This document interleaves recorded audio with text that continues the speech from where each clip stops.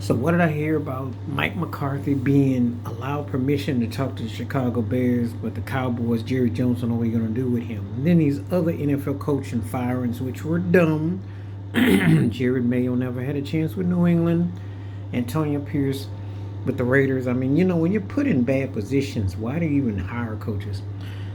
And it's just a lot of joke. And Doug Peterson got fired by Jacksonville. So Mike Meathead McCarthy, I don't even understand why Dallas still got him. He's been there 5 years.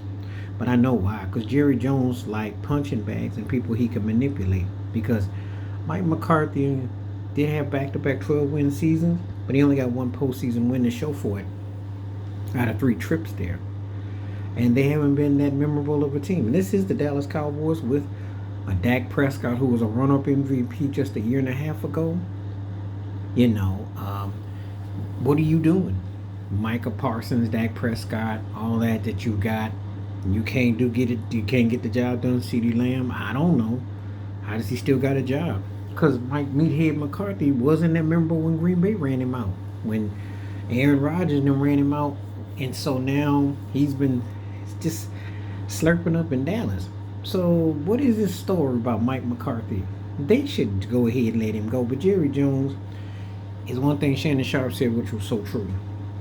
He would rather have it his way and lose than to have it someone else's way and try to win. He just really has his priorities in the misdirection, and that's why the Cowboys suck.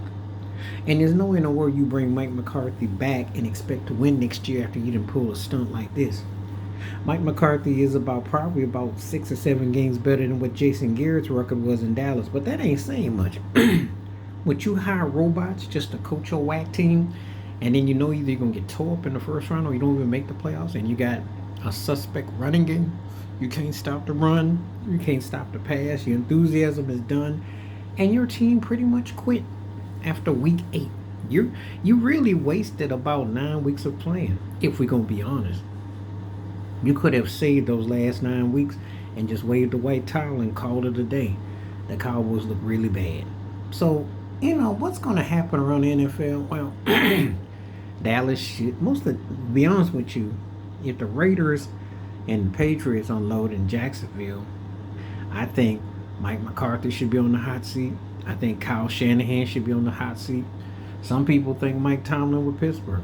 I don't think so, but then again, I don't know how long the Steelers are going to keep stockpiling quarterbacks that were either past the pull date or never was, and then Mike Tomlin can keep pulling out 10-win seasons on very mediocrity.